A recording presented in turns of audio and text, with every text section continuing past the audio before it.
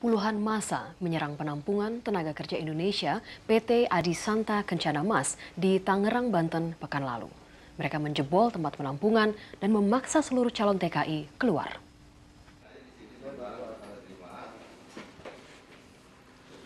Empat orang ini ditangkap tim reserse Polsek Batu Ceper saat melakukan aksi mereka. MN, MS, SP, dan NY, warga kampung Kronjo, Tangerang, mengaku melakukan aksinya untuk membebaskan TKI yang berada di penampungan.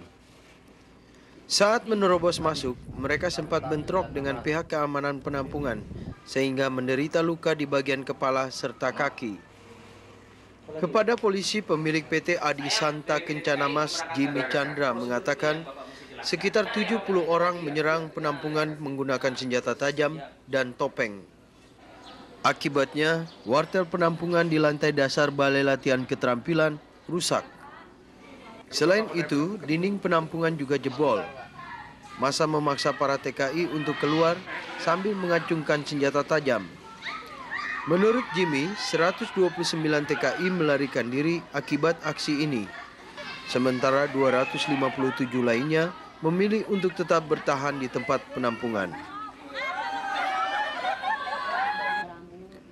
RS, salah seorang TKI yang kabur, mengaku membayar massa dari kampung Kronjo melalui perantara suami seorang rekan TKI setelah mengumpulkan uang sebesar Rp700.000 bersama teman-temannya.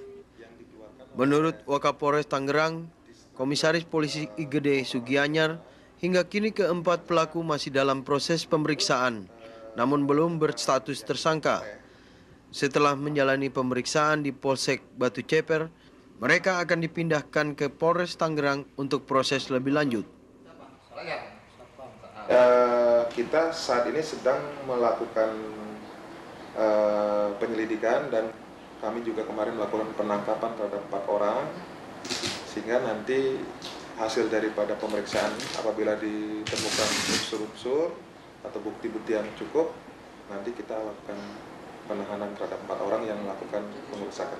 Para pelaku terancam pasal 170 KUHP mengenai pengeroyokan terhadap barang dengan ancaman hukuman penjara maksimal 5 tahun dan 6 bulan penjara.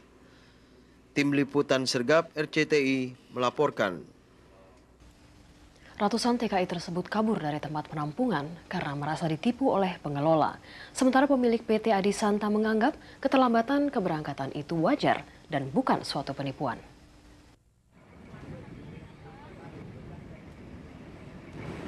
Salah satu calon TKI yang melarikan diri dari tempat penampungan TKI PT Adisanta Kencana Mas adalah RS. Setelah berhasil melarikan diri, RS dan teman-temannya melaporkan apa yang terjadi ke redaksi Sergap RCTI. Menurut pengakuannya, RS telah berada di tempat penampungan sejak September lalu. Ia dijanjikan akan berangkat ke Jordan, namun hingga kini ibu satu anak ini belum juga diberangkatkan. RS dan ratusan TKI lainnya melarikan diri karena beberapa hal. Namun, yang paling meresahkan mereka adalah janji perusahaan untuk memberangkatkan mereka tidak pernah dipenuhi.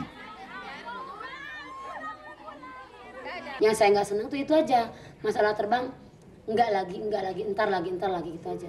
Yang keduanya saya nggak senang, orang yang udah ada 10 bulan, teman saya ada namanya Nengsi dari Majalengka, sampai sekarang udah 10 bulan.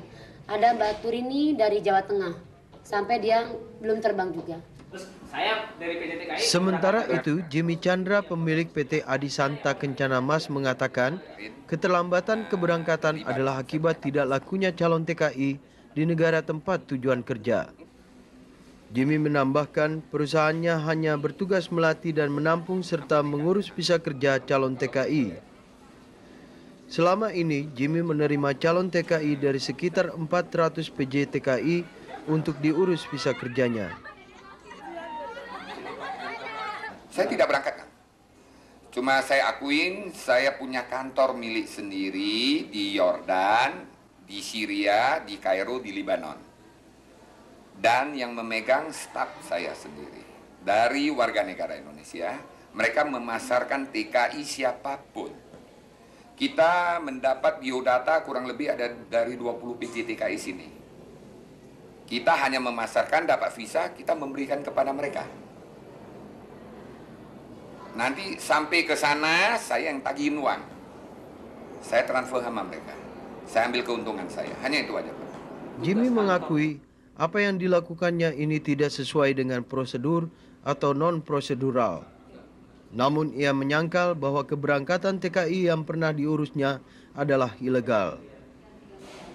Di lain pihak, Direktur Penempatan dan Perlindungan Tenaga Kerja Luar Negeri, Depnakertrans, Marjono mengatakan apa yang dilakukan Jimmy Chandra bertentangan dengan keputusan Menteri Nomor 104 Tahun 2002 yang menyebutkan keberangkatan TKI harus melalui perusahaan PJTKI resmi, bukan perorangan.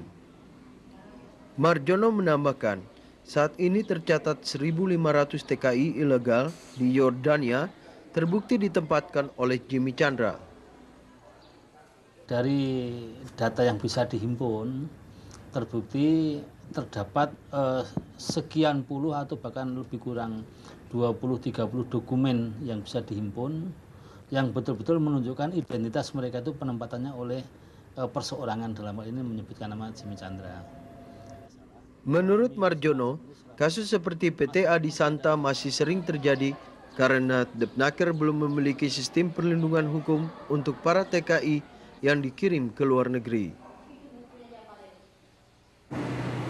Industri tenaga kerja Indonesia memang menghasilkan banyak keuntungan untuk pengerah jasa tenaga kerja Indonesia maupun untuk pemerintah. Namun hukum perlindungan terhadap tenaga kerja Indonesia dalam hal kesejahteraan maupun keamanan di negara tempat kerja mereka masih perlu dibenahi. Karena tanpa hukum perlindungan tersebut, tenaga kerja Indonesia lah yang paling dirugikan. Tim Liputan Sergap RCTI dari Banten, Tangerang melaporkan.